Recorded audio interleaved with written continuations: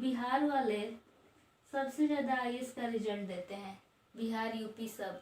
और ये दोनों स्टेट वो क्षेत्र है जहाँ पे लोग बीपीएससी का भी तैयारी करते हैं और यूपीएससी का भी तैयारी करते हैं, दोनों लेके चलते हैं। आज हम यूपीएससी और बीपीएससी के मेंस सिलेबस के बारे में बात करेंगे।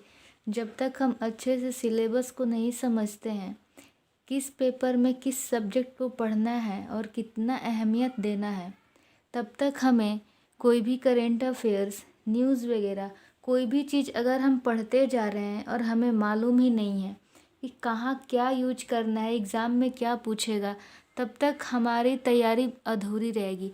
तो आइए आज इसके बारे में बात करते हैं। मैंने एक साइड लिखा यूपीएससी का मेन सिलेबस और एक साइड लिखा बीपीएससी का मेन सिलेबस। मैं चाहती तो पहले यूपीएससी का बना लेती वीडियो और एक बार बना लेती बीपीएससी का।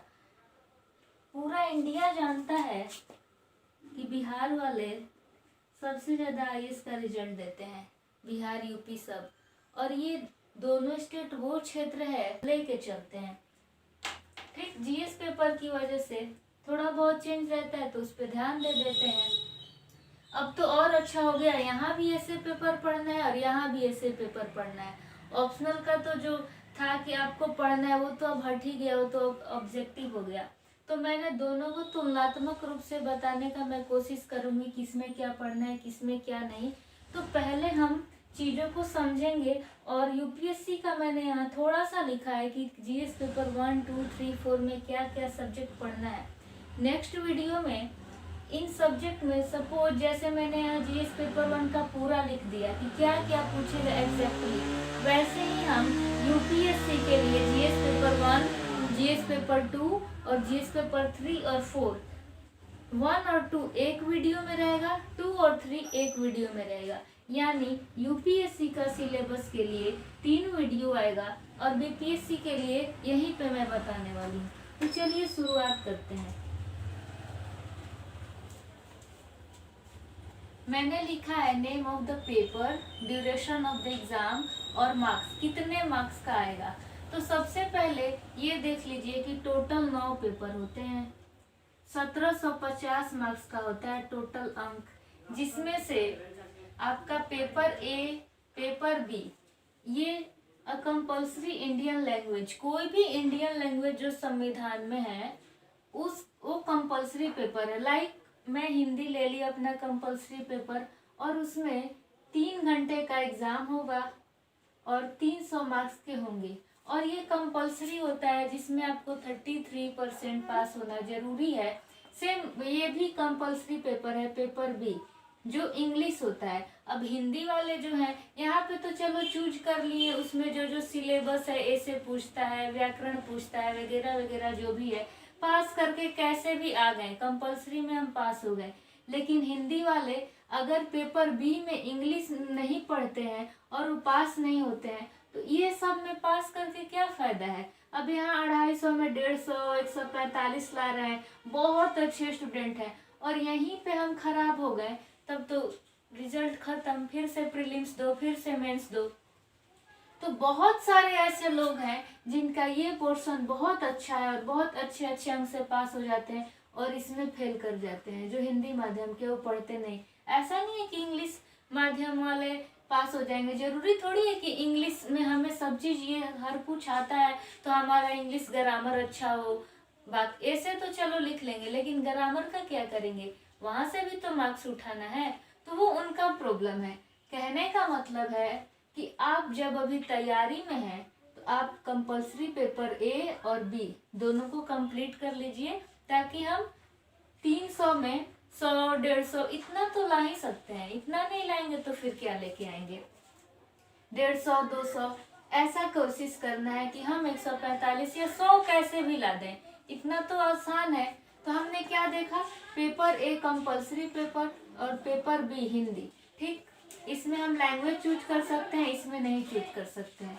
अब आते हैं, ये है हमारा असली, क्योंकि ये मेरिट में लिस्ट जुड़ता नहीं है, ये आपका सिर्फ पासिंग मार्क्स है कि हाँ आप पास होइए, क्योंकि आपको जरूरी है, लैंग्वेज जानना आपको जरूरी है। अब आते हैं मेन पेपर। पहला पेपर वैसे होता है।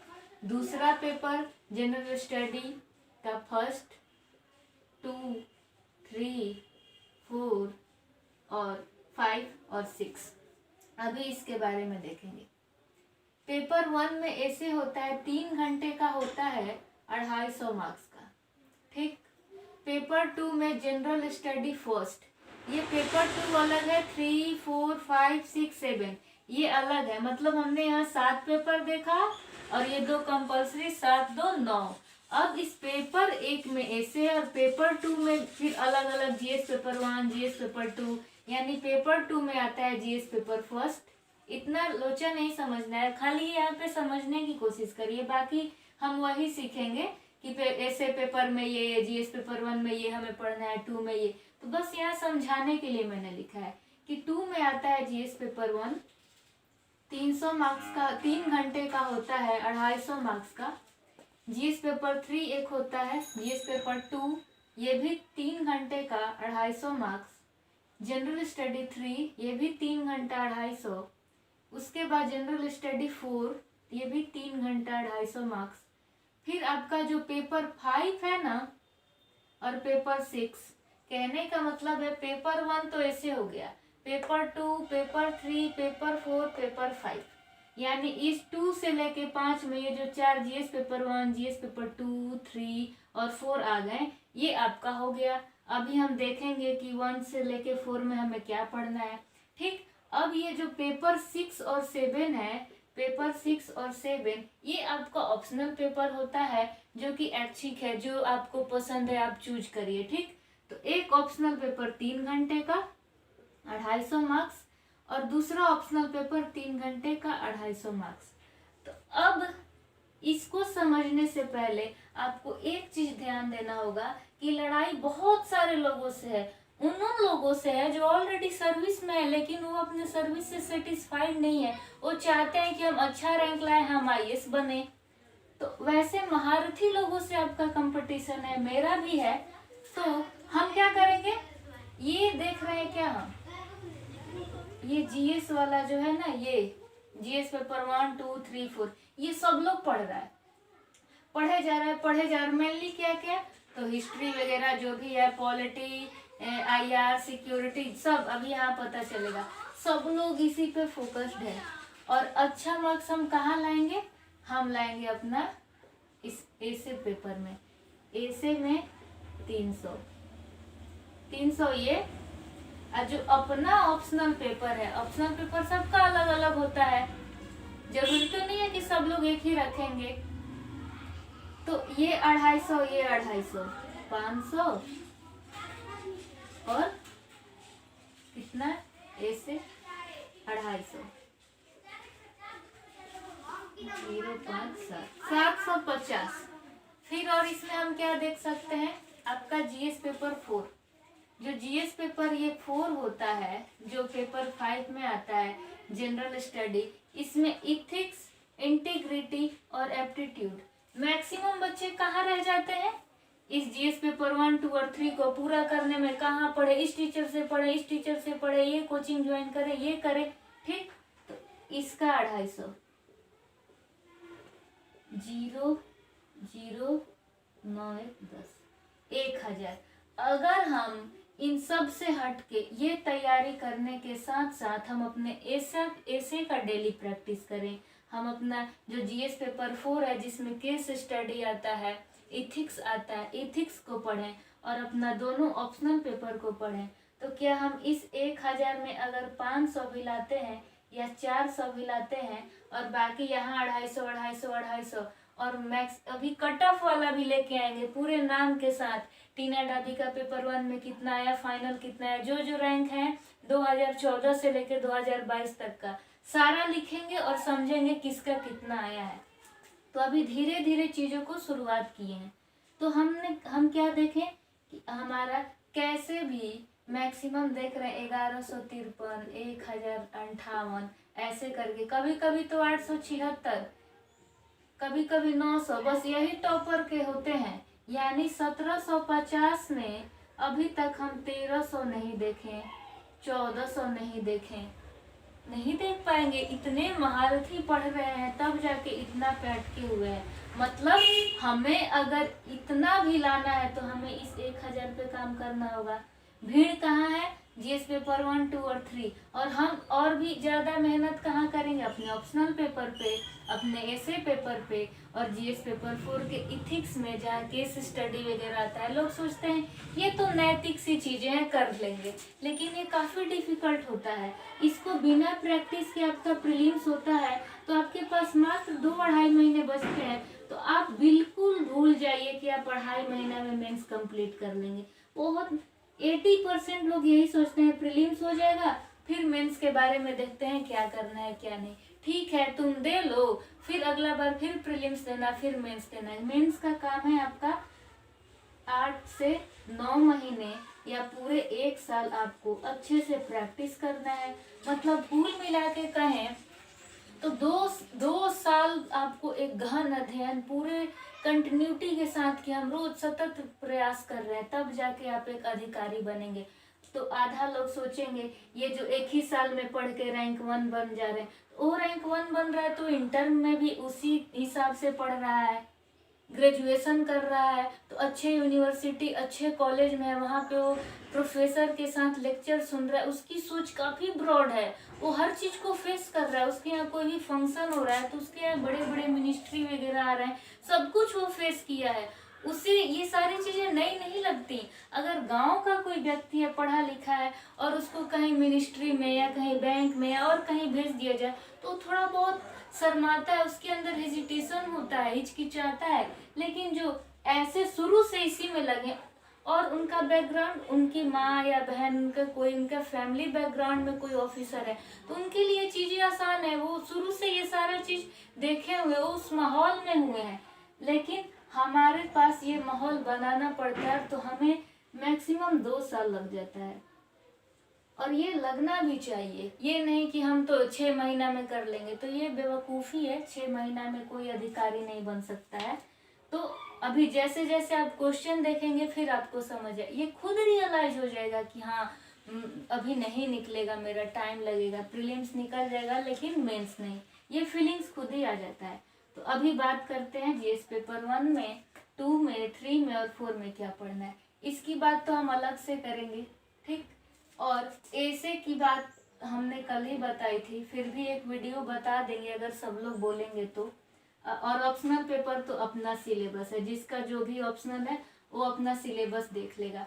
फिर भी अगर किसी भी स्टूडेंट को समझ नहीं आता कि मेरा आईआर है या ज्योग्राफी है या हिस्ट्री है, मुझे समझ नहीं आ रहा है, या सोशियोलॉजी है, मैंने बहुत सारे टीचर का वीडियो देखा, कुछ भी नहीं आ रहा है, तो वो मेरे से एक बार पूछ सकते हैं, तो मैं उन्हें पर्सनली बता सकती हूँ। अब देखते हैं जीएस पेपर 1 में इंडियन हेरिटेज एंड कल्चर, भारतीय संस्कृति और विरासत, इतिहास यानी history, geography of the world, विश्व के इतिहास और विश्व का है हिस्ट्री, और भारत का भी इतिहास, और सोसाइटी यानी भारतीय समाज। ये आपका जीएस पेपर 1 हो गया। जब हम इसमें भी बात करते हैं हिस्ट्री की, मतलब संपूर्ण नहीं, आपके सिलेबस में क्लियर लिखा है कि 17वीं 18वीं शताब्दी के मध्य से लेके भारत का जो भी महत्वपूर्ण घटना हुआ, वो इम्पोर्टेंट पर्सनालिटी जो भी उस चीज में इन्वॉल्व थे, वो व्यक्तित्व, और आपका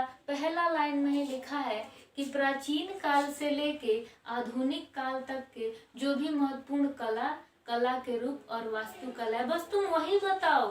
बाकी वो आपसे एक एक चीज नहीं मांग रहा है, सिर्फ कला का रूप और वास्तुकला।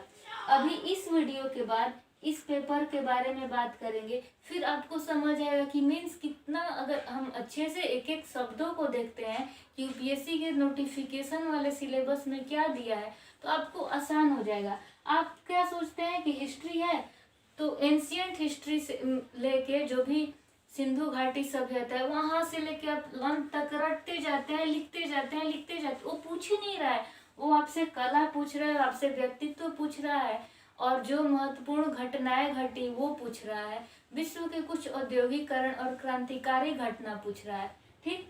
तो अभी हम इसके बारे में अलग वीडियो लेके आएंगे। अब देखते हैं जीएस, यानी हमने क्या देखा जीएस पेपर 1 में हिस्ट्री पढ़ना है, ज्योग्राफी पढ़ना है, इंडियन सोसाइटी पढ़ना है। ठीक, अब जीएस पेपर 2 में कॉन्स्टिट्यूशन एंड पॉलिटी यानी संविधान और पॉलिटी को पढ़ना है और गवर्नेंस को पढ़ना है। गवर्नेंस मीन शासन, किस तरह से एक अच्छा शासन हो ये पढ़ना है। और सोशल जस्टिस यानी सामाजिक न्याय, सामाजिक न्याय को पढ़ना है। और इंटरनेशनल रिलेशनशिप, अंतर्राष्ट्रीय संबंध यानी पहला में इतिहास, भूगोल और समाज, दूसरा में राज्य व्यवस्था, पॉलिटी से रिलेटेड, शासन और सामाजिक न्याय, ये सारी पॉलिटी की चीजें, सामाजिक न्याय वगैरह, संविधान, शासन और इंटरनेशनल रिलेशनशिप, दूसरे देश के साथ हमारा क्या संबंध है वो। अब बात करते हैं जीएस पेपर 3 की।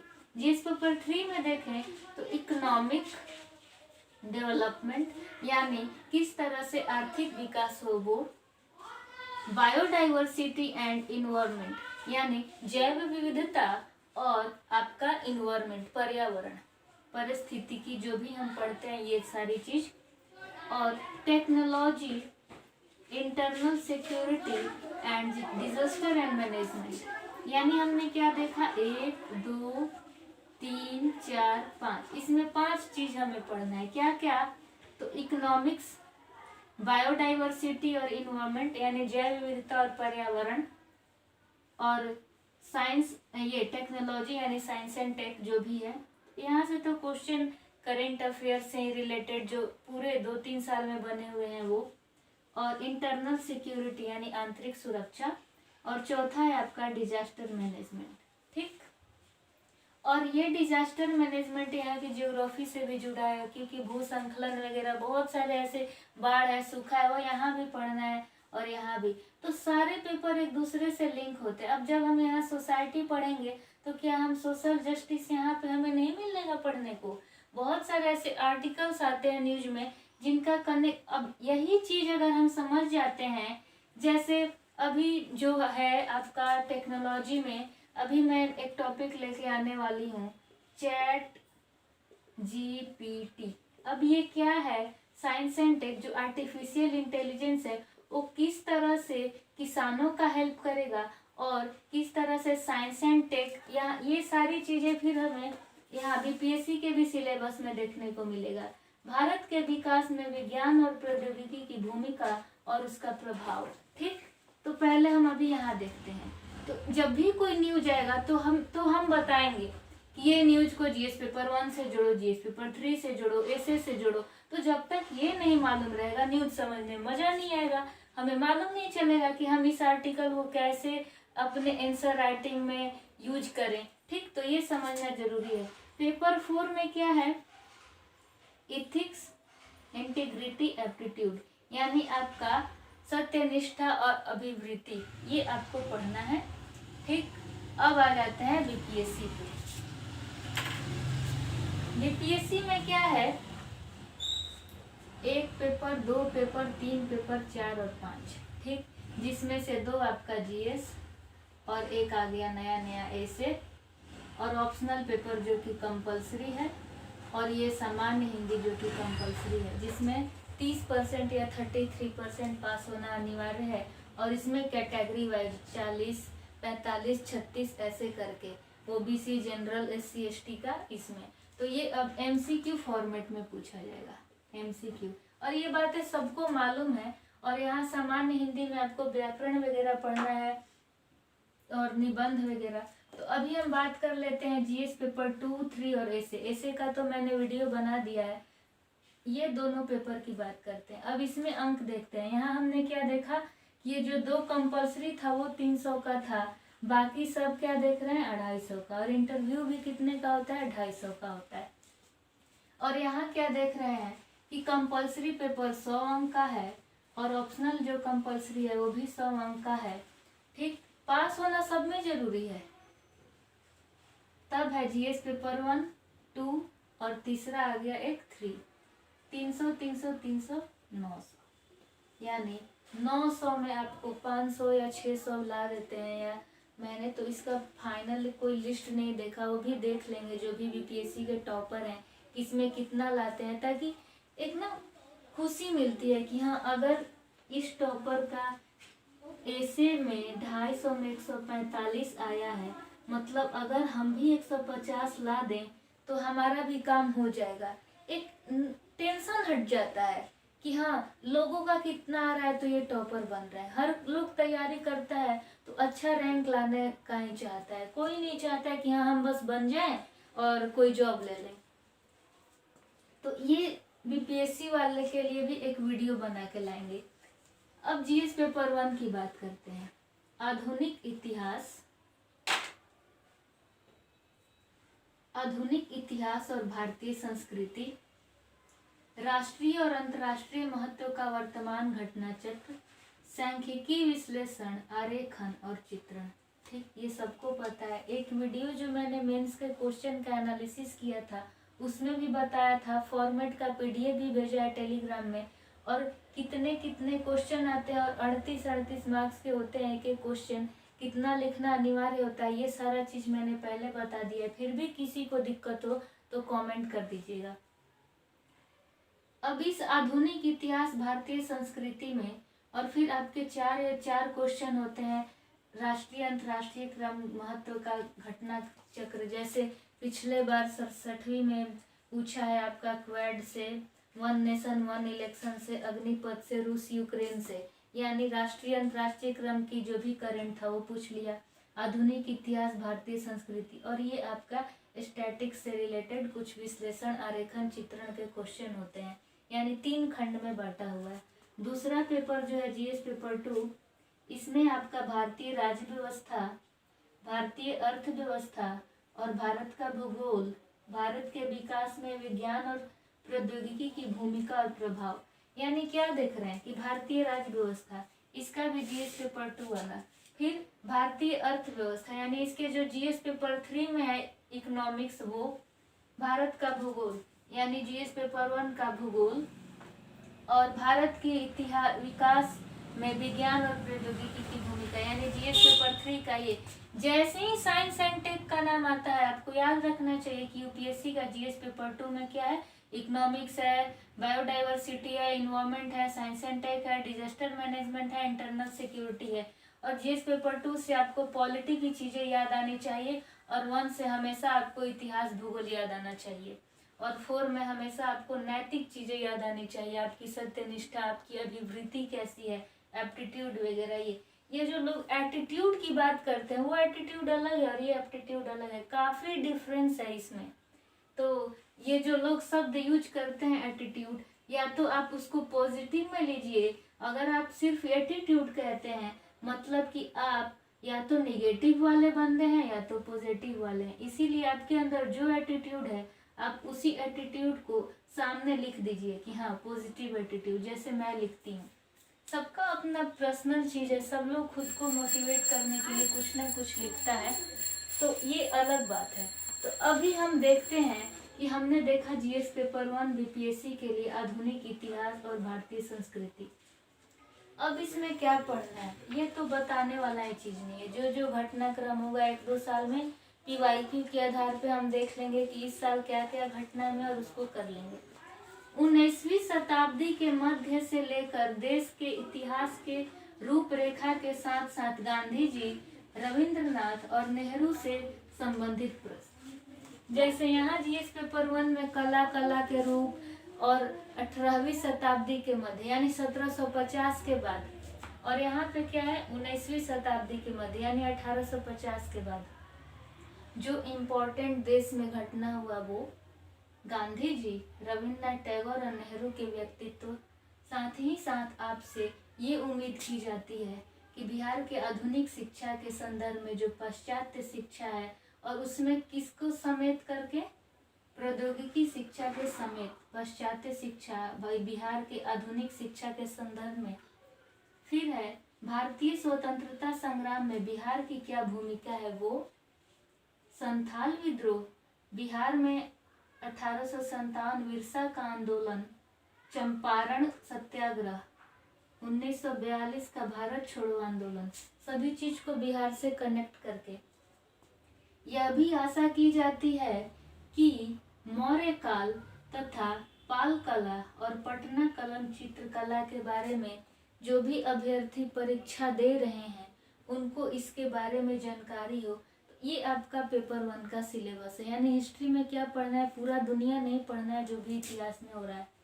कुछ महत्वपूर्ण घटनाक्रम 19वीं शताब्दी के मध्य से लेके गांधी जी, रविन्द्रनाथ जी और नेहरू जी के बारे में, और पाश्चात्य शिक्षा और जो स्वतंत्रता संग्राम हुई इसमें बिहार की भूमिका, यानी मेनली कुंवर सिंह जी, संथाल विद्रोह और विरसा का आंदोलन, चंपारण सत्याग्रह, भारत छोड़ो आंदोलन का बिहार से संबंध।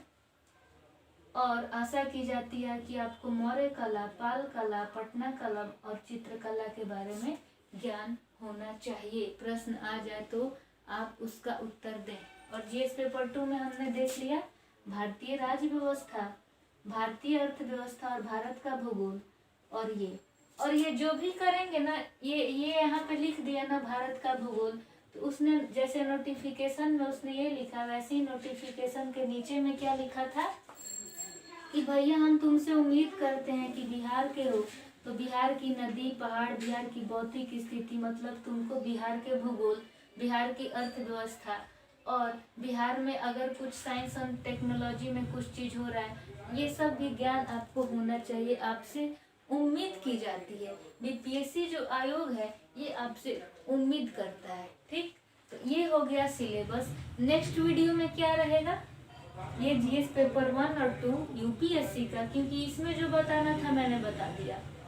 ठीक, उसके बाद एक और नेक्स्ट वीडियो क्या आएगा, जीएस पेपर 3 और 4, उसके बाद सिलेबस खत्म। उसके बाद जो भी वीडियो आएगा न्यूज से रिलेटेड एक टॉपिक, सपोज जैसे पंजाब में झींगा मेला लगा, जिसको वेस्ट बंगाल में चिंगड़ी कहते हैं, लोग बहुत शौक से खाते हैं, उसमें अच्छे अच्छे न्यूट्रिशंस वगैरह होते हैं, लेकिन हाँ वो कोलेस्ट्रॉल बढ़ा देता है। तो उसका अब कहाँ यूज होगा, जो प्रधानमंत्री मत्स्य योजना है वो न्यूज में आ गया। ठीक, क्योंकि मत्स्य उत्पादन को बढ़ावा देने के लिए ये सब मेला लग रहा है। मेला लगेगा तो लोग आएंगे, आपके साथ निवेश करना चाहेंगे, उनको प्रशिक्षण दिया जाएगा कैसे क्या करे, कहाँ नहीं। जैसे अब ये पंजाब है, सपोज पंजाब का ये जो दक्षिण पश्चिम वाला हिस्सा है, ये सेलिनिटी, इसमें लवणता की मात्रा अधिक आ गई है, तो यहाँ पे धान खेती वगैरह लगेगा नहीं। और लवणता की मात्रा कब आती है, जब हम वहाँ का अंडरग्राउंड वाटर पानी बहुत यूज कर लिए हैं, तो ये अब बंजर हो जाती है। लेकिन हाँ, यहाँ पे हम पानी स्टोर करके मछली पालन तो कर ही सकते हैं, तो यहाँ पे झींगा पालन हो रहा है। और यहाँ पे कुछ लोगों से पूछा गया कि तुम लोग कैसे कमाते हो, कहाँ बाजार है, तो बोलते हैं, एक बोलती है महिला, मेरा तो जो भी झींगा बिकता है केरला से लोग आते हैं और डायरेक्ट वहीं बेच देते हैं, हम पंजाब के बाजार में नहीं बेचते हैं।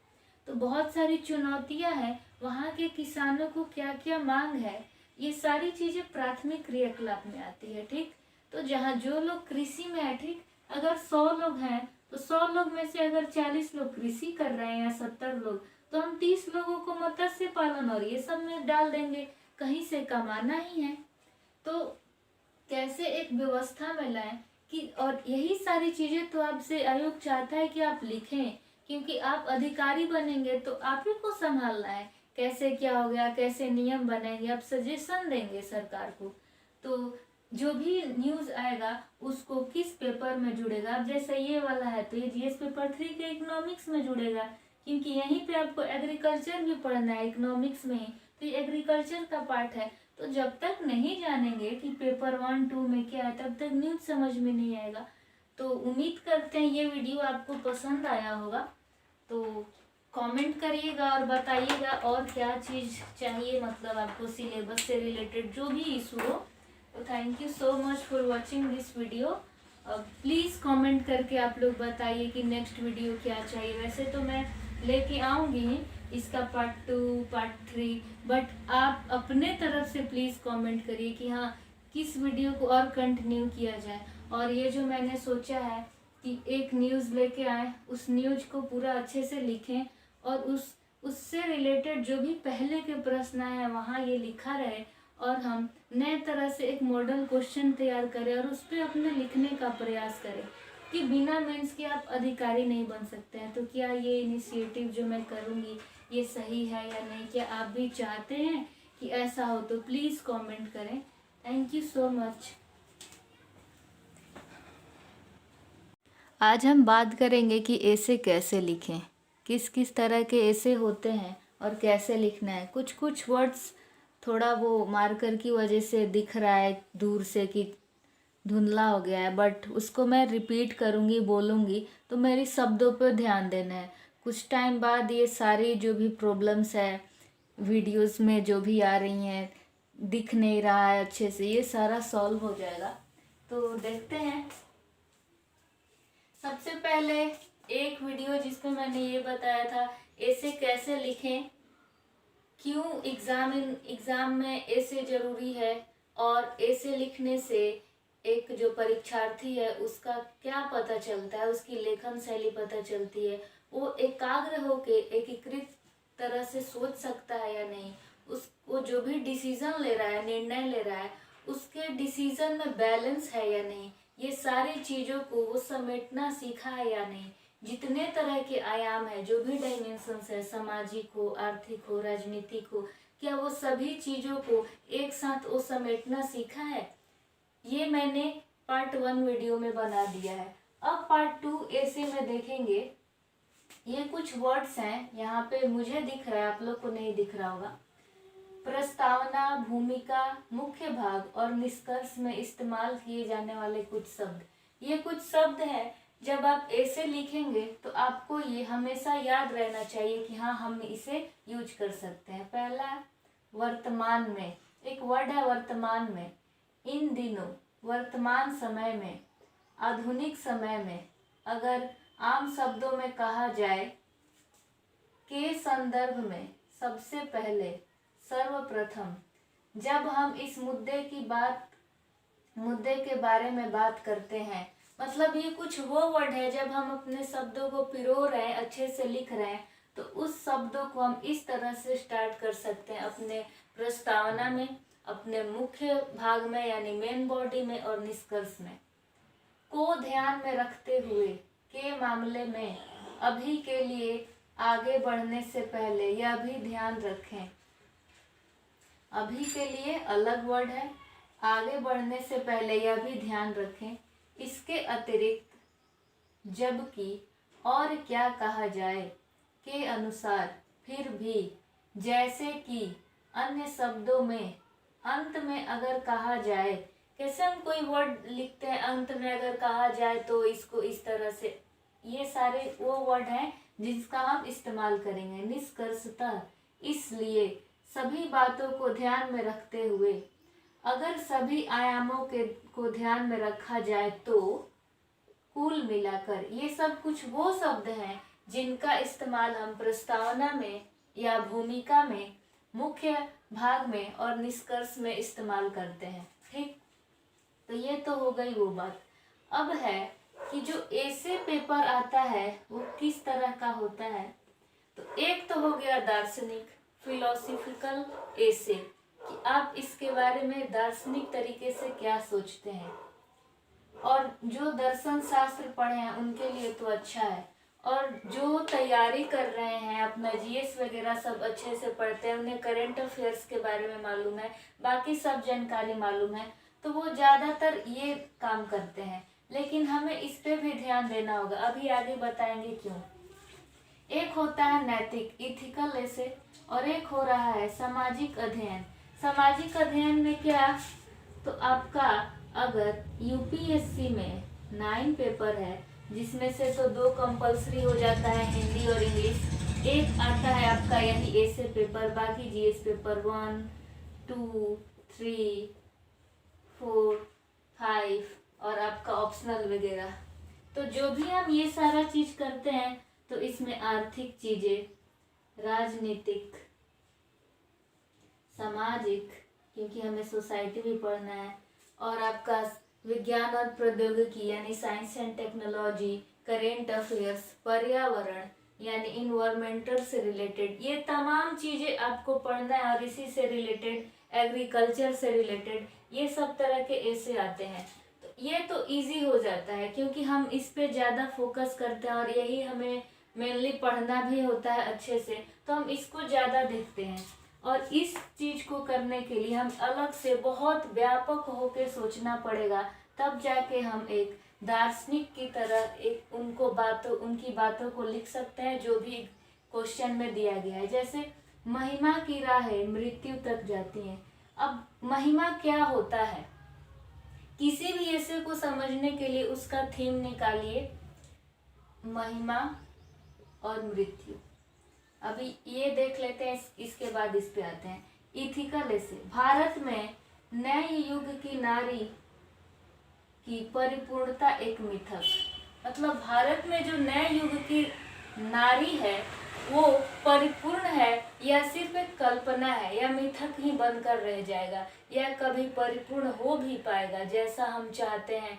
हम महिला सशक्तिकरण की बातें करते हैं, बहुत सारी चीजें करते हैं, तो क्या ये पूरा हो जाएगा या बस एक कल्पना बनकर रह जाएगा, ये आपसे पूछ रहा है। या फिर वो ये पूछे, महिला सशक्तिकरण एक मजबूत समाज का आधार, कि अगर एक मजबूत सोसाइटी आप बनाना चाहते हैं, उसका बेस बहुत स्ट्रॉन्ग करना चाहते हैं, तो आपको महिला सशक्तिकरण करना होगा।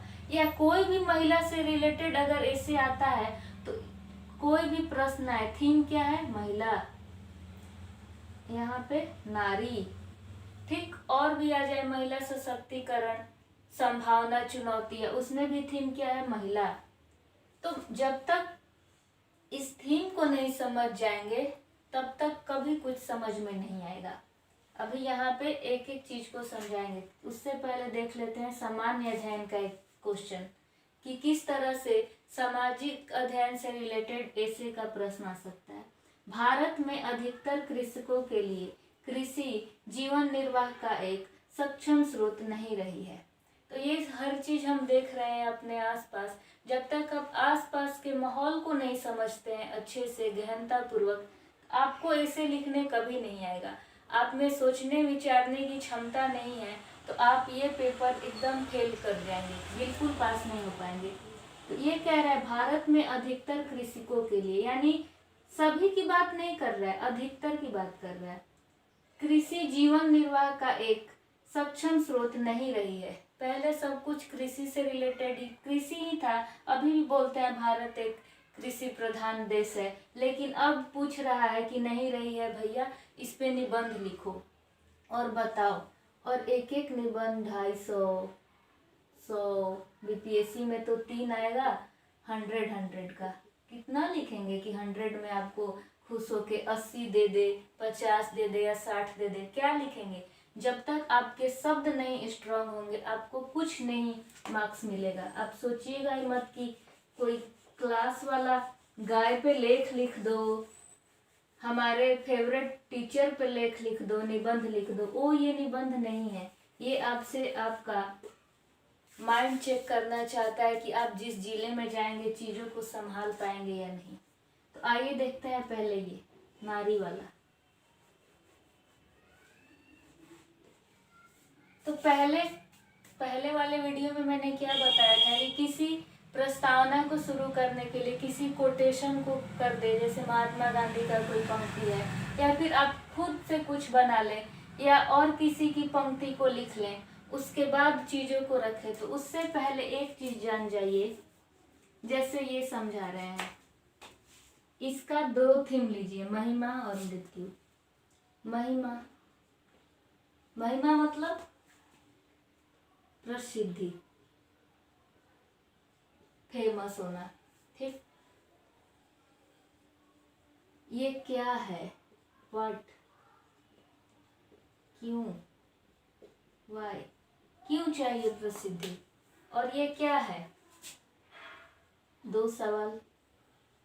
और इसका ये, और ये जो आ रहा है सेकेंड वर्ड मृत्यु, ये क्या है, क्यों है। तो जब तक इसको नहीं समझेंगे कुछ नहीं समझेंगे। तो ये तो ठीक है, जो प्रसिद्धि पाते हैं उसमें उनकी मृत्यु हो जाती है। तो एक मृत्यु भी 2 तरह का होता है, एक तो भौतिक यानी स्वाभाविक है कि मृत्यु होगा, और एक अस्वाभाविक यानी किसी का मर्डर हो गया, कोई जहर दे के मार दिया या फिर किसी को गोली मार दिया, ठीक। तो पहले इसी को समझ लेते हैं, मृत्यु को। तो अगर हम स्वाभाविक को देखते हैं, स्वाभाविक मृत्यु, और ध्यान में ये भी रखना है कि महिमा से रिलेटेड, प्रसिद्धि से रिलेटेड आदमी का ही एग्जाम्पल देना होगा आपको, जो भी व्यक्तित्व है। स्वाभाविक, स्वाभाविक में तो गांधी जी नहीं आएंगे, क्योंकि उनकी मृत्यु तो नाथूराम गोडसे ने मार के की थी। स्वाभाविक में कलाम जी आ गए, और अपना जो लेटेस्ट है इधर लिख देते हैं अस्वाभाविक, जिनकी मृत्यु अस्वाभाविक हुई, जैसे गांधी जी,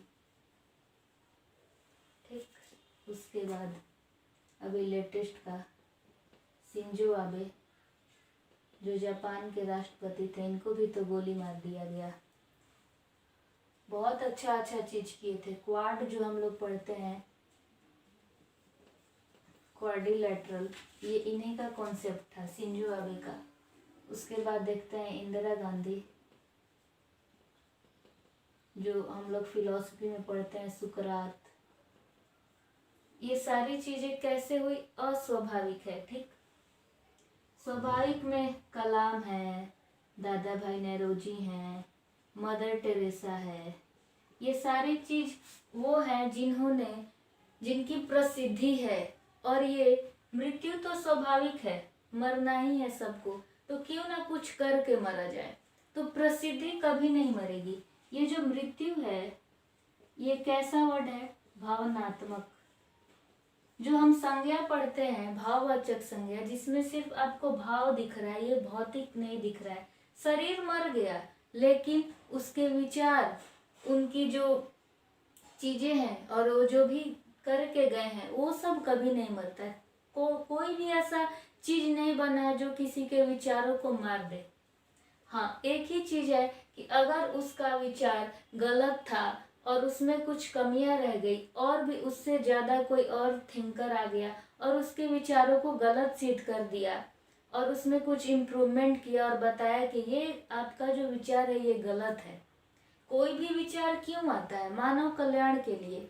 हर चीज इस पृथ्वी को समझने के लिए, मृत्यु को समझने के लिए और मानव कल्याण के लिए, तीनों चीजों पे ही सब कुछ होता है। चाहे आप पॉलिटिक्स करिए, इकोनॉमिक्स करिए, कुछ भी करिए, बस ये तीनों छिपा रहता है इस पृथ्वी को समझने का। जैसे बहुत सारा हम लोग क्या करते हैं, सैटेलाइट हो, जो मंगलयान हो, चंद्रयान, ये सब किस लिए? जानने के लिए। ये तमाम चीजें जानने के लिए हो रही है। जो भी सरकार आ रही है सब कर रही है, जो भी योजना ला रही है, तमाम सारा चीज किस लिए? मानव कल्याण के लिए। मिसाइल बनाओ, कुछ भी करो, क्या स्वार्थ छिपा है? कि मानव का कल्याण हो। अगर दूसरा देश आप पे आक्रमण करता है तो आपके पास इतनी शक्ति होनी चाहिए कि आप अपने मानव संसाधन को बचा सके, अपनी संपत्ति को बचा सके। आप हमारी रियल संपत्ति कौन है? तो ह्यूमन रिसोर्स, मानव, हमारे लिए सब कुछ हो रहा है। तो ये चीज हमेशा ध्यान में रखना है। तो हमने क्या देखा कि मृत्यु भौतिक यानी स्वाभाविक और अस्वाभाविक दोनों होती है, ठीक। और महिमा, क्या जरूरी है कि जो सिर्फ प्रसिद्धि लिए उन्हीं की मृत्यु हो जाती है? यहाँ पे बहुत सारी चीजें समझना है। अगर क्वेश्चन दे दे कि दुष्टता की राहें मृत्यु की ओर, तो क्या जो दुष्ट है, दुष्ट भी बहुत सारे हैं जो स्वाभाविक मृत्यु मरते हैं और अस्वाभाविक जिनको मार दिया जाता है, जैसे लादेन है। बहुत सारे ऐसे दुष्ट हैं, टेररिस्ट हैं जो बुरी मौत भी नहीं मरते, अपने से भगवान उसको भौतिक तरीके से मार देते हैं कि चलो उसका समय हो गया था, वो मर गया। लेकिन बहुत सारे ऐसे हैं जिनकी बुरी मौत भी हुई है। तो दुष्टता में भी वही चीज है और महिमा की राह में भी वही चीज है। तो ये तो हो गया, ये क्या है। जब तक आप उस मेन थीम को नहीं समझते हैं कि क्या है, क्यों है, किस लिए है, दोनों का कनेक्शन कैसे है, और जब भी आप लिख रहे हैं तो और इससे रिलेटेड जो भी चीज है, पहले तो आप ये समझ लें, प्रस्तावना लिख दिए, ठीक, मेन बॉडी में कुछ लिख दिए, और निष्कर्ष में आप अपनी बातों को कुछ भी लिख रहे हैं या फिर ये लिख रहे हैं कि महिमा की राह मृत्यु की ओर। जब हमें पता है कि हमारी मौत सुनिश्चित है तो क्यों ना हम कुछ अच्छा करके जाएं और अपने विचारों को हमेशा के लिए जिंदा बना के जाएं। तो इस तरह से हम मौत के बारे में भी निष्कर्ष लिखेंगे।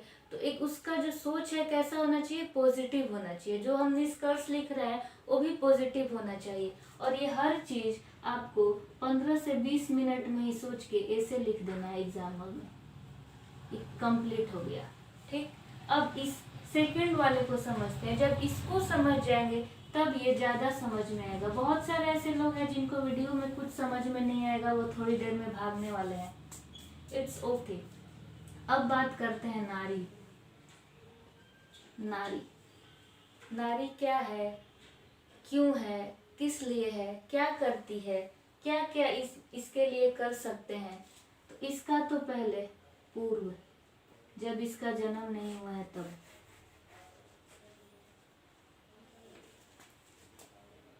जब ये गर्भावस्था में है तब, जब ये नवजात है तब, जब ये किशोर हो गई तब,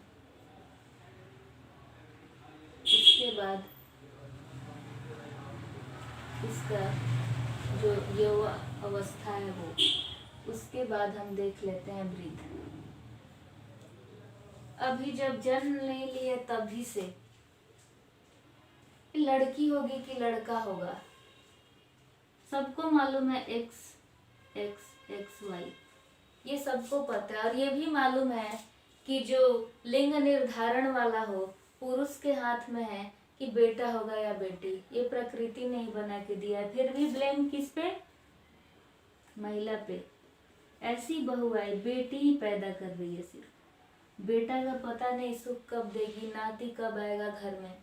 ठीक, गर्भावस्था में है, देख लिए लड़की है, हटा दिए, अबॉर्शन करा दिए। और ये चीजें आप अपने पे कभी नहीं लीजिएगा, क्योंकि यहाँ बात हो रही है भारत में नए युग की नारी। और ये जो मैंने सेकंड लिखा था कि महिला सशक्तिकरण एक मजबूत समाज का आधार, तो आपको ध्यान देना है कि यहाँ बात भारत की हो रही है। तो आप भारत के हर राज्य, हर गरीब क्षेत्र सबको ध्यान में रखेंगे, आप अपना नहीं देखेंगे।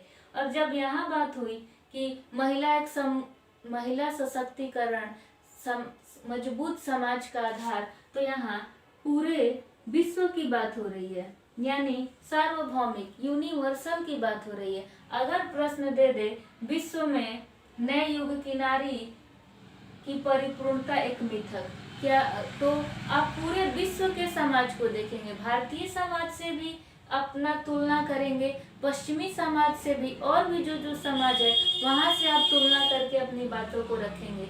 तो ये चीज ध्यान रखिएगा। और यहाँ बात क्या चल रही है, भारत का, तो अभी हम सिर्फ भारत के संदर्भ में बात करेंगे। हाँ, थोड़ा बहुत स्टैंड ले सकते हैं सार्वभौमिक तौर पे कि वो ऐसे करते हैं, उनके यहाँ ऐसे नहीं होता है, तो हमें भी ऐसा चीज को अपना लेना चाहिए ताकि हमें एक सशक्तिकरण का एक और रास्ता मिले। हम अपने उपाय में दे सकते हैं। ठीक, हमने क्या कर दिया, काट दिया। फिर जब वो नवजात है, ठीक है, कोई कोई बोला चलो अबॉर्शन नहीं कराते हैं, क्या पता सेकेंड टाइम में नाती पैदा कर दे, है कि नहीं, या पोता दिला दे, तो हो गई लड़की। जरूरी है उसका टीकाकरण कराएगा लोग। हमें वैक्सीन लगा इसका मतलब ये नहीं कि बीसीजी का बाकी सब जो भी टीकाकरण है सब लोग करा रहा है, नहीं कराया। जो जो खाना मिलना चाहिए यानी पोषक तत्व, पोषण, उसको नहीं मिल रहा है। जो जो जिसने, उसकी माँ ने जिसको पैदा किया है उस महिला को वो पोषण नहीं मिल रहा है। सुनने में क्या आता है कि लड़का पैदा की हो कि तुम्हें दूध मक्खन मलाई दे, बाहर शोरगुल हो रहा है, उस पर ध्यान नहीं देना है। वो बस 2 मिनट का है, लेकिन अभी वीडियो में अभी बहुत कुछ है। क्या तुम लड़का पैदा कर दी कि तुम्हें वो पोषण दिया जाए, नहीं मिला, सबको नहीं मिलता है। यहीं पे क्या हो गया, विकास रुक गया। ठीक, जब किशोर हुई तो पढ़ाई लिखाई बंद, पढ़ लिख के क्या करोगी, घर में रहो, घर का काम करो, चूल्हा चौका ही तो करना है।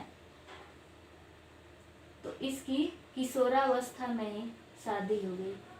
और किशोरावस्था में ही ये फिर से गर्भवती हो गई, फिर अपना बच्चा पैदा की। इसकी जिंदगी क्या हुई? यहाँ भी बर्बाद, कुछ नहीं रहा, पूरी जिंदगी खाली, बस काम करते रहो, काम करते रहो, काम करते रहो। फिर वृद्धा हो गई तो वृद्धा आश्रम, या कुछ नहीं मिला निकाल दिए तो एक कटोरा ले ली, भीख दे दो, खाने को दे दो, ये स्थिति हो जाती है। यानी आपने शुरू से लेके वृद्धावस्था तक की कहानी देखी, कैसे क्या होता है। ये तो हो गया आपके बॉडी का कुछ पार्ट। अगर हम इस पे शुरुआत करेंगे तो कैसे लिखेंगे? तो यहाँ पे एक पंक्ति है, उसके तन के भूगोल से परे एक स्त्री के। क्या देखते हैं? बॉडी कैसी है, कितनी खूबसूरत है। आज का ट्रेंड क्या हो गया है? खूबसूरती।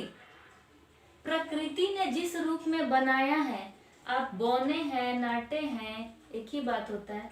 आपका बाल घना नहीं है, आप गोरे हैं या काले हैं, नाखून कैसा है, नाक कैसा है, दांत कैसा है, आँख कैसा है, हंसती है तो खूबसूरत लगती है कि नहीं, ये सारी चीजें प्रकृति ने बना के भेज दी। सामाजिक तत्व क्या है? उसके तन के भूगोल से परे एक स्त्री के मन की गांठें खोलकर कभी देखा है? उसके बॉडी से परे, यानी ये सब ना देख के कभी उसके मन की गांठ को खोलकर देखा है? वो चाहती क्या है, वो सोचती क्या है? उसके भीतर खोलता इतिहास अगर नहीं तो क्या जाने हो? अगर तुमने उसके अंदर के इतिहास को नहीं जाना, वो क्या समझती है, अगर तुमने उसको गांठ खोलकर नहीं देखा तो क्या जानते हो उसके बारे में? तुम कुछ नहीं जानते हो। उसके मतलब नारी, रसोई से बाहर व बिस्तर के गणित से परे उसके बारे में क्या पता है तुमको? रसोई में खाना बना रही है और रात को बच्चा पैदा कर रही है, बिस्तर के गणित से परे उसके बारे में तुम्हें क्या मालूम है? Dot dot dot. इससे क्या मालूम चल रहा है कि जो बच्चा है उसने ऐसा लिखा है कि एग्जामिनर भी जब कॉपी चेक करे तो उसे भी लगे कुछ तो बात है, ये इतना गहराई में जाके कैसे लिख दिया। यानी इसके पास व्यापक ज्ञान है इस चीज को लेके। ठीक, या तो आप इससे शुरू कर दीजिए और बीच में ये सब चीजें लिख दीजिए। बहुत सारे रिपोर्ट, इंडेक्स वगैरह आते हैं, बहुत सारा है, जैसे जेंडर गैप रिपोर्ट है, ऐसे बहुत सारे अच्छे अच्छे इंस्टीट्यूट है जो महिला के बारे में हर साल इंडेक्स जारी करते हैं। तो उसको भी अपने शब्दों में लिखना है और डाटा वगैरह का यूज करना है और ये सारी चीजें लिखनी है। और आपको पॉजिटिव स्टैंड भी लेना है कि भारत सरकार क्या क्या कर रही है, महिलाओं के लिए बहुत सारी योजना लाई है। अब ये जो गैस सिलेंडर वगैरह है कि हर घर में अपना गैस सिलेंडर हो, महिलाएं कब तक चूल्हा पे ऐसे खाना बनाएंगी। एक तो आपका ग्लोबल वार्मिंग भी ठीक हो गया और आपका महिलाओं को जो बीमारियां हो जाती थी या फिर जो ज़्यादा टाइम लगता था, वो सारी चीज़ों से अब उन्हें छुटकारा मिल गया है और इजीली अपना काम कर लेती हैं। और जो बचा हुआ समय है उसमें कुछ वो घरेलू उद्योग कर लेती हैं या फिर और कुछ काम कर लेती हैं। ठीक, या तो आप इससे शुरू करिए या ये शुरू करिए, पढ़िए गीता बनिए सीता। ठीक, फिर सब में लगा पलीता, किसी मूर्ख की हो परिणीता, निज घर बार बसाइए, होए कटीली आंखें गीली, तबीयत ढीली, घर की सबसे बड़ी पतीली, भरकर भात पसाइए। मतलब पढ़िए गीता, आपको गीता की तरह संस्कार होना चाहिए और सीता की तरह बन जाइए। ठीक, अग्नि परीक्षा दीजिए क्योंकि आप नारी है ना, तो आपको अधिकार है। आप और ये सारी चीजें हम मान लेते हैं कि जो जो चीज सोसाइटी सिखा रही है कि आप पढ़िए गीता बनिए सीता, फिर सब में लगा पलीता, भाड़ में गया। किसी मूर्ख की भी परिणीता, किसी से भी शादी हो गया, जी लो, निज घर बार बसाइए, अपना घर बसा लो, चलो हो गया तुम्हारा, तुम सब सीख ली ना, संस्कार भी आ गया तुम में। और लड़कियां सोचती यही ठीक है हमारे लिए, ये सारी गुण आ गई ना तो हम एक अच्छी लड़की, हम एक संस्कारी लड़की हो गए, अब हमारा अच्छा पति मिल जाएगा, हमारा घर संसार बस जाएगा। ठीक, क्या होता है चाइना में लोहा का जूता बनाया जाता है, क्या, किस लिए? कि अगर पैर फैलते हैं लड़कियों के बड़े होते हैं तो छोटे रहें, कि लड़कियों का पैर छोटा होना चाहिए तब वो ज्यादा खूबसूरत होती हैं। और ये सारी चीजें कहीं ना कहीं आज भी है। लोग सोचते हैं हाँ यही यही हमारे लिए ठीक है, जो जो क्वालिटी हमें दिया जा रहा है वो सब कुछ ठीक है। ठीक, किसी मूर्ख की हो परिणीता निज घर बार बसाए, किसी से भी शादी हो, अगर सामने वाला पति मूर्ख भी हो ना, हाँ ठीक है, घर बस गया ना, लड़की सेटल हो गई। होय कटीली आंखें गीली तबीयत ढीली। ठीक, किसी भी सिचुएशन में हो, कमर दर्द हो, पीरियड अवस्था हो, आजकल जो पीरियड वगैरह सैनिटरी पैड बांटना स्कूल में, ये सारी चीजें ओपनली हो गई है। तो बोलने में या सुनने में अगर किसी को ज्यादा तकलीफ हो कि ये जो लड़की ऐसे बता रही है, तो ये आपकी सोच छोटी है। अभी इधर आइएगा ना तो क्या पता आपका सोच बदल जाए। होय कटीली आंखें गीली तबीयत ढीली, किसी भी सिचुएशन में हो, रो रहे हो, काम करना ही है, बर्तन धो के ही सोना है, पति के पैर में तेल लगा के मालिश करके उसे भी सुलाना है, और उसको ये बिस्तर के गणित से परे और ये सुख भी देना है, क्योंकि आप नारी है ना, आपका अधिकार है, हम पति हैं, मेरा तुम पे हक है, तुम मेरा हक नहीं छीन सकती हो। घर की सबसे बड़ी पतीली भरकर भात पसाइए। ठीक, घर की बहू है, बनाते रहो, मार भात पसोते रहो। यानी आप फिर कहाँ सिमट गए, किचन में सिमट गए। आपको शुरू में क्या दिया गया, सीता बनिए, गीता पढ़िए, सब कुछ जानना चाहिए, और लास्ट में ये सब काम करिए, और बस किचन तक आपकी जिंदगी सिमट गई। फिर वही कहानी चल रहा है, और ये हर कोई अपने ऊपर नहीं लेगा। मेनली हम बात कर रहे हैं, जो भी बोलते हैं 125 करोड़ जनसंख्या, उसमें जो भी महिलाएं हैं, सबको वो सारी चीजें नहीं मिल रही। या तो आप इससे शुरू करिए या इससे शुरू करिए।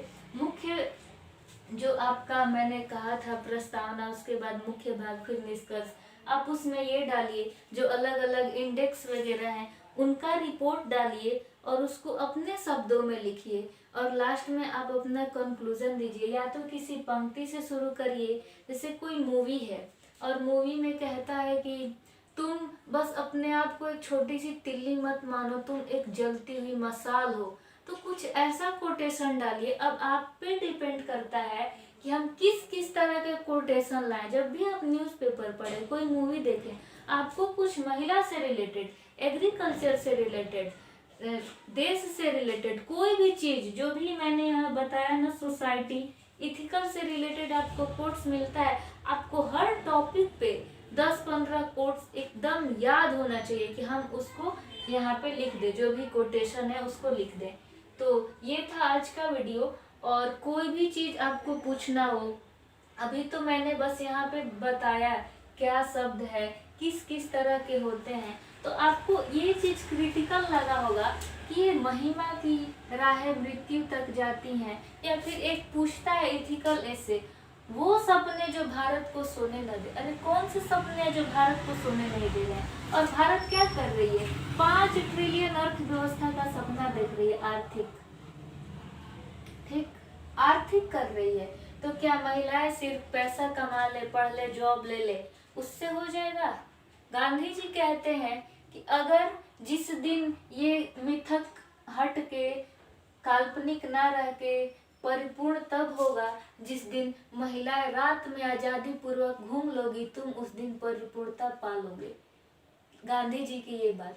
तो सिर्फ पैसा कमाने से नहीं होता है, बहुत सारी ऐसी चीजें हैं, राजनीति है, उसकी पर्सनल आजादी है, ये सारी चीजें जब तक नहीं मिलेगी तब तक परिपूर्ण नहीं होगा। या फिर ये जब तक ये सिस्टम नहीं रुकेगा, ये जो सिस्टम हमने बताया, ये जब तक इस पे बैन नहीं लग जाता, पूरी तरह से खत्म नहीं हो जाता, तब तक ये परिपूर्ण नहीं रहेगा, काल्पनिक ही रहेगा। और ये चीजें हो रही हैं, आपको ये भी स्टैंड लेना है कि हाँ ये सारी चीजें हो रही हैं, सरकार बहुत सारा कुछ कर रहा है। अलग देश का एग्जाम्पल दे सकते हैं। मेनली आपको 70 से 80% अपने देश का ही लेना है, क्योंकि आप यहीं पे अधिकारी बनेंगे, आपको यहीं की चीजें संभालनी है। ठीक, नेक्स्ट वीडियो में किसी स्पेशल टॉपिक को लेके, या फिर कोई ऐसे जो आया है और उस पूरा यहाँ लिखा हुआ रहेगा और उसको एक्सप्लेन किया जाएगा। तो उम्मीद करते हैं ये वीडियो आपको समझ में आया होगा। कोई भी अगर आपको त्रुटि लगे तो आप कमेंट में बताइए, क्योंकि मैं भी अभी पढ़ रही हूँ, मैंने जो भी सीखा है अपना एक्सपीरियंस यहाँ शेयर किया, आपको इसमें कुछ और पॉइंट्स आ रहा है कि हाँ हम इसको इस तरह से लिख सकते हैं, ऐसे एक्सप्लेन कर सकते हैं, तो प्लीज़ कमेंट करिए। Thank you so much for watching this video.